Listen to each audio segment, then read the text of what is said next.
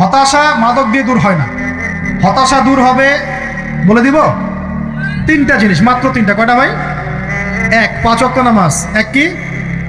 নামাজে আপনি অজু করে সেজদা দেন, ইনশাল্লাহ আপনার মনে প্রশান্তি না আসলে আমাকে এসে বলেন যে আসে না। চোখের পানি, মনের আবেগ যা আছে আপনার ভিতরে, কষ্ট, দুঃখ, যন্ত্রণা, সব আল্লাহকে ঢেলে দিবেন ইনশাল্লাহ। নিজের আবেগ ধরে রাখবেন এখানে, আপনি আল্লাহর জন্য ঢেলে দিবেন। মানুষকে আবেগ দেখা কি লাভ? মানুষ আপনার চোখের পানির মর্ম বুঝবে? মানুষ কি মানুষের চোখের পানির মর্ম বোঝে? আপনার পিতা যদি মারা যায়, আমার কাছে এসে দোয়া চান কান্নাকাটি করে, আমি দোয়া করতে পারবো, কিন্তু আমি কিন্তু আপনার ফিলিংসটা বুঝতে পারবো না। আপনার অনুভূতি কে বুঝতে পারবেন? আল্লাহ পাক আপনার ঘাড়ের রগের চেয়েও কাছে আছে। সুবহানাল্লাহ, সুবহান আল্লাহ পাক ঘাড়ের রগের চেয়ে কাছে আছে। গতকালকে বাংলাদেশের একজন বরেণ্য আলেমের সাথে একটা কনফারেন্সে ছিলাম।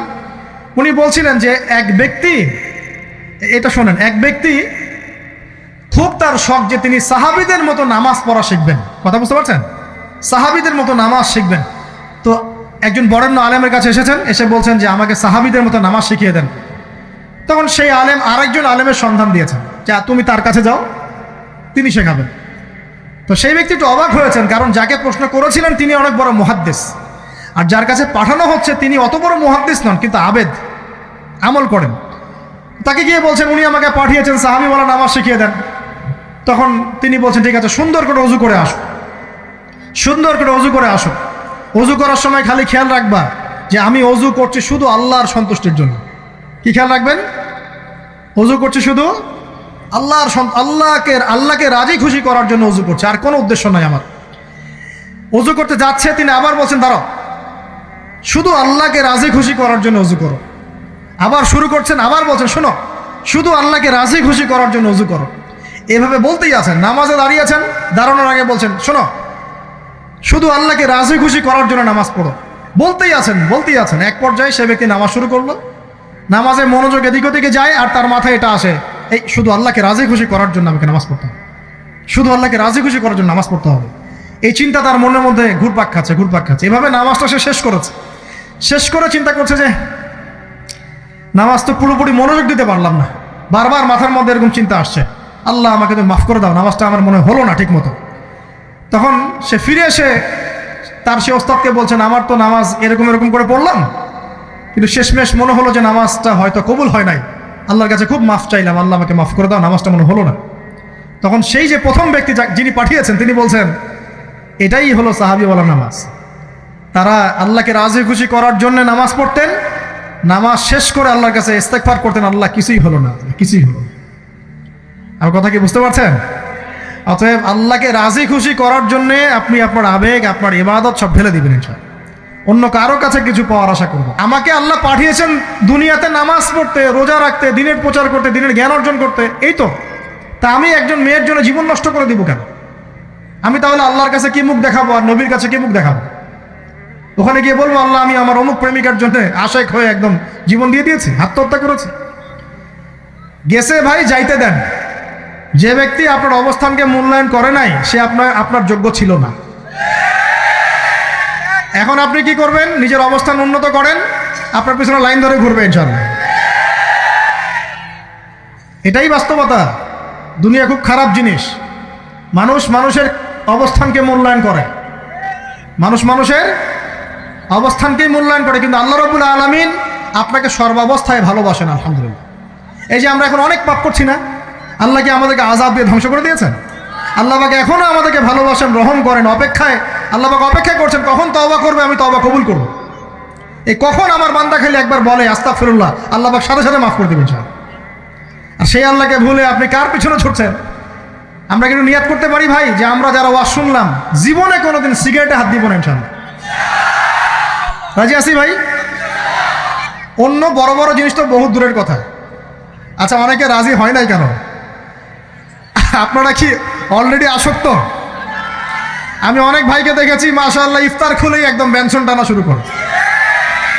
হ্যাঁ, এটা যে হারাম আপনাদের কেউ ওয়াজ করে শোনায় নাই? এটাকে কি মনে করেন আপনারা, হারাম না হালাল? কেউ বলেছে মাকরু, নাকি মাকরু ফতোয়া দিয়েছে? মাকরুহ শব্দের অর্থ জানেন আপনি? মাকরুহ শব্দের অর্থ কি একটু শোনেন। সূরা বনী ইসরাঈল খুলবেন। কোন সূরা? সূরা বনী ইসরাঈল আল্লাহ পাক বলছেন, আমি বনু ইসরাইলকে এই কাজগুলো করতে নিষেধ করেছিলাম। কোন কোন কাজ? জেনা করো না, জেনার ধার কাছে যেও না, এতিমের মাল আত্মসাৎ করো না, শিরিক করো না ইত্যাদি। যারা আলেম আছেন তারা আমার কথা বুঝবেন। এই কাজগুলোর পরে আল্লাহ পাক বলছেন যে এই প্রত্যেকটা কাজ আল্লাহর কাছে মাকরুহ, অপছন্দের। কিসের? অপছন্দ। আর এটাকে আপনি সহজ মনে করছেন? নিয়াত করি আল্লাহ পাকের সন্তুষ্টির জন্য আমরা কোনোদিনও মাদকের সাথে সম্পৃক্ত হব না ইনশাআল্লাহ। আর বিশ্বাস করেন, শুধুমাত্র মাদকদ্রব্য নিয়ন্ত্রণ অধিদপ্তর এই আইন কানুন এগুলো দিয়ে, জরিমানা দিয়ে মানুষকে মাদক ছাড়ানো যাচ্ছে না, যাবে না। কেন যাবে না এটা আপনারা খুব ভালো করেই জানেন, আমি বলতে চাচ্ছি না। অনেক সময় মাদক বিরোধী কনসার্ট করে মানুষ, মাদক বিরোধী কনসার্টে ওঠার আগে এক বোতল ডাইল খেয়ে আসে আগে।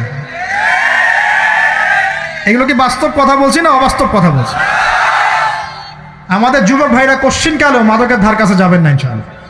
একটা হাদিস খালি মনে রাখেন, এই হাদিসটা মনে রাখেন। নবী সাল্লাল্লাহু আলাইহি ওয়াসাল্লাম বলেছেন, কেউ যদি মাদকদ্রব্য সেবন করে তার 40 দিনের নামাজ কবুল হবে না।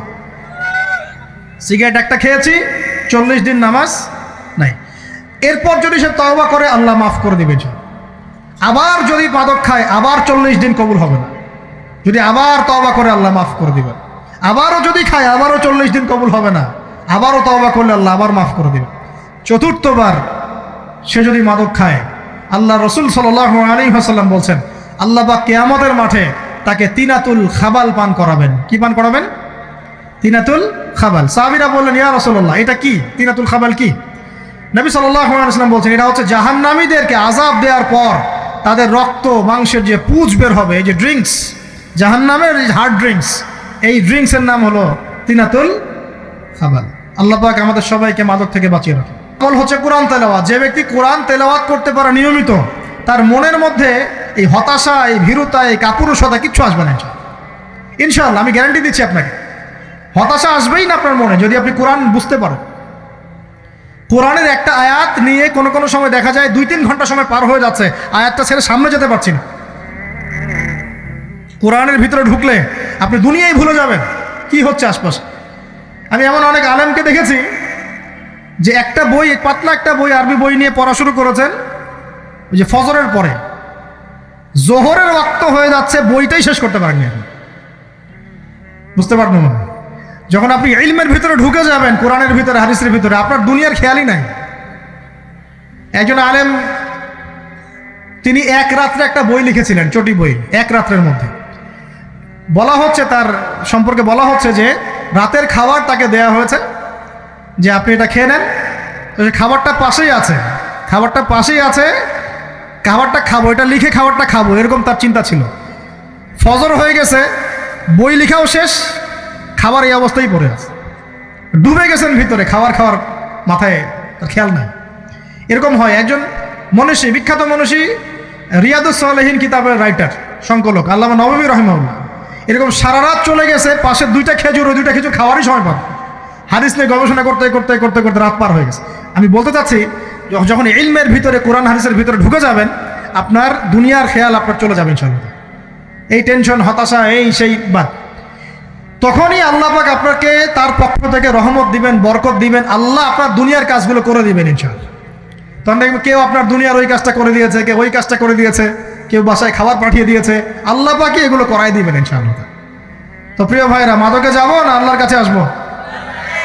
2 নাম্বার কোরআন তেলাওয়াত, 3 নাম্বার আল্লাহর জিকির। 3 নাম্বার কি ভাই? আল্লাহর জিকির। চলতে ফিরতে সব সময় মুখ চলতে থাকবে, মুখ না চললেও মনে মনে মন তাজা থাকবে, মনে মনে জিকির হতে থাকবে। মনে মনে জিকির করতে পারেন? মুখ নড়বে না, কিন্তু মনে মনে আপনার একটা জিকির হতে থাকবে, সুবহানাল্লাহ ওয়া আলহামদুলিল্লাহ, লা ইলাহা ইল্লাল্লাহ, আল্লাহু আকবার। পারা যাবে? পারে। মানুষের মন কখনো চুপ করে থাকে না, কিন্তু মানুষের মন অলওয়েজ কিছু না কিছু চিন্তা করতে থাকে না, যতক্ষণ না ঘুমায় মানুষ। তো প্রিয় ভাইরা, বেশি বেশি জিকির করবো, সুবহানাল্লাহ, আলহামদুলিল্লাহ, লা ইলাহা ইল্লাল্লাহ, আল্লাহু আকবার, লা হাওলা ওয়ালা কুওয়াতা ইল্লা বিল্লাহ, এগুলো চলতে থাকবে। আল্লাহ পাক তৌফিক দান করুন, আমিন। আমরা আমাদের সমাজে যুবকদেরকে এরকম টিকটকে দেখছি, অনলাইনে আসক্ত দেখছি, জেনায় আসক্ত দেখছি, পর্নোগ্রাফিতে আসক্ত দেখছি। আমরা দেখছি আমাদের যুব সমাজকে মাদকে আসক্ত, কিশোর গ্যাংয়ে আসক্ত। এইগুলো কি আমাদের কাম্য ছিল ভাই? আমাদের কাম্য ছিল? এই অবস্থায় কি যুব সমাজ আল্লাহ পাকের দ্বীনের পতাকা হাতে নিয়ে আল্লাহর জমিনে দিন কায়েম করতে পারবে কিনা একটু আমাকে উত্তর দেন দেখি। এখন এই অবস্থায় পারবে? অতএব অবস্থার উন্নতি করতে হবে কিনা? উন্নতির জন্য রাজি আছি কিনা ইনশাআল্লাহ? আমরা চাই কি আল্লাহ পাকের দিনটা আল্লাহর জমিনে প্রতিষ্ঠা লাভ করুক, আল্লাহর দিন সবার ঘরে ঘরে পৌঁছে যাক, আল্লাহ পাকের দিনের যে সৌন্দর্য সবাই সেটাই, এই সৌরভটা সবাই পাক, আমরা চাই কিনা? সমাজে শান্তি প্রতিষ্ঠা হোক, আবার সেই রাসূলের মতো যুগ চলে আসুক, আমরা চাই কিনা? অতএব আমাদের সবাইকে যৌবনের এই প্রলোভনগুলো থেকে বেরিয়ে এসে আল্লাহ পাকের ইবাদতে আত্মনিয়োগ করতে হবে। আল্লাহ পাক আমাদের সবাইকে তৌফিক দান করুন, বলি আমিন। আমাদের সবাইকে আল্লাহ রাব্বুল আলামিন কুরআন এবং হাদিসের গভীর জ্ঞান অর্জন করার তৌফিক দান করুন, বেশি থেকে বেশি ইবাদত করার তৌফিক দান করুন। আল্লাহ পাক সবাইকে হারাম সমস্ত রিজিক থেকে বাঁচিয়ে রাখুন, জেনা, ব্যভিচার এবং নারীর ফিতনা, মাদক থেকে আল্লাহ বাঁচিয়ে রাখুন। আল্লাহ পাক আমাদের সবাইকে হালাল রিজিক, হালাল সম্পর্ক যথেষ্ট করে দিন। আল্লাহ পাক আমাদের সবাইকে যেন দিনের দাওয়াতের মেহনত করার তৌফিক দান করেন এবং আলেম ওলামার সাথে পরামর্শ করে দিন শেখার এবং বোঝার তৌফিক দান করেন। যুবতী দিনী বোনদের জন্য, এখানে বোনরা আছেন না? আছেন কি না? দিনী বোনরা আছেন? একটা নসিহত দিনী বোনদের জন্য আমি একটা নসিহত করতে চাচ্ছি, একটা নসিহত। আমার এই একটা নসিহত একটু মন দিয়ে শুনুন প্রিয় দিনী বোন। রাসূলুল্লাহ সাল্লাল্লাহু আলাইহি ওয়াসাল্লাম আমাদের দিনী বোনদের জন্য জান্নাতে যাওয়ার একটা ফর্মুলা বলে দিয়েছেন। আমি কি বলবো সেটা? আচ্ছা, রাসূলুল্লাহ সাল্লাল্লাহু আলাইহি ওয়াসাল্লাম বলেছেন আমাদের দিনী বোনেরা, আমাদের মায়েরা, এই নারী জাতি মাত্র 4টা কাজ করলে জান্নাতের যে কোনো দরজা দিয়ে ইচ্ছা প্রবেশ করতে পারবে ইনশাআল্লাহ। খুশি হন নাই? কয়টা কাজ? মাত্র 4টা। এক, যদি আমাদের দিনী বোনেরা 5 ওয়াক্ত নামাজটা ওয়াক্ত মতো পড়ে, আল্লাহ পাক তৌফিক দান করুন, বলি আমিন। 2 নাম্বার, যদি তারা রমাদান মাসের রোজাটাকে ঠিক মতো আদায় করতে পারে। 1 নাম্বার 5 ওয়াক্ত নামাজ ঠিকঠাক আদায় করা, 2 নাম্বার রমজান মাসের সওম রাখা, 3 নাম্বার তাদের লজ্জাস্থানের হেফাজত করা, মানে শরঈ পর্দা মেনটেন করা, শরঈ পর্দা মেনটেন করা। এবং আমি বলে দেই, চেহারাটা আপনাদের পর্দার অন্তর্ভুক্ত। এটা নিয়ে অনেক বাকবিতণ্ডা হয় না সমাজে, চেহারা দেখানো যাবে কি যাবে না ইত্যাদি। চেহারা আপনার পর্দার অন্তর্ভুক্ত বিষয়, ফুল স্টপ। এর উপরে ফতোয়া অনেকে অনেকভাবে দিচ্ছে, কিন্তু বরেণ্য উলামায়ে কেরামের কিতাবগুলো ঘাটাঘাটি করেন, তাদের ফতোয়া হচ্ছে চেহারা আপনার পর্দার অন্তর্ভুক্ত বিষয়, চেহারা ঢেকে রাখবেন, আল্লাহ পাক তৌফিক দান করুন। চোখ থাকবে খোলা, ঠিক আছে। 4 নাম্বার, স্বামীর আনুগত্য করতে হবে। স্বামীর আনুগত্য, এই যে আনুগত্য শব্দ শুনলেই মানুষের একটা মানে নেগেটিভ ধারণা তৈরি হতে পারে। স্বামীর আনুগত্য মানে কি আমি তার দাসত্ব করব? আনুগত্য মানে, প্রিয় দিনী বোন, আনুগত্য মানে দাসত্ব নয়। আনুগত্য মানে কোরআন সুন্নাহর যে বিধানগুলো আপনার স্বামী আপনাকে পালন করতে বলবে, আপনি সেগুলো করবেন, আপনি করতে বাধ্য। কিন্তু স্বামী যদি কোরআন সুন্নাহর বাইরে কিছু করতে বলে, সেটা মানতে আপনি বাধ্য নন। স্বামী যদি আপনাকে বলে যে সুদ খাও, এই সুদি এনজিওতে আসো, নাম লেখাও। স্বামী যদি আপনাকে বলে যে আসো বেপর্দায় বাইরে যাই, সাজুগুজু করে বের হও, চলো ঘুরে আসে বেপর্দায়। স্বামী যদি বলে দেবরকে একটু খাবারটা দিয়ে আসো, আমার অফিসের কলিগ আসছে, খাবার পরিবেশন করো, আসো ডাইনিংয়ে আসো। এই যে হারাম কাজ, বেপর্দার আদেশ করছে, সুদের আদেশ করছে, আপনি সেগুলো পালন করবেন না। কিন্তু হালাল বৈধ যে কোনো বিষয় আপনি স্বামীর আনুগত্য করবেন, এটা আপনার উপর ফরজ। এই 4টা কাজ যদি আপনি করতে পারেন, জান্নাতের যে কোনো দরজা দিয়ে ইচ্ছা আপনি প্রবেশ করতে পারবেন ইনশাআল্লাহ। আল্লাহ পাক আমাদের দিনী বোনদেরকে এই 4টা কাজ করার তৌফিক দান করুন। আমাদের সবাইকে আল্লাহ পাক জান্নাতের জন্য কবুল করুন, বলি আমিন।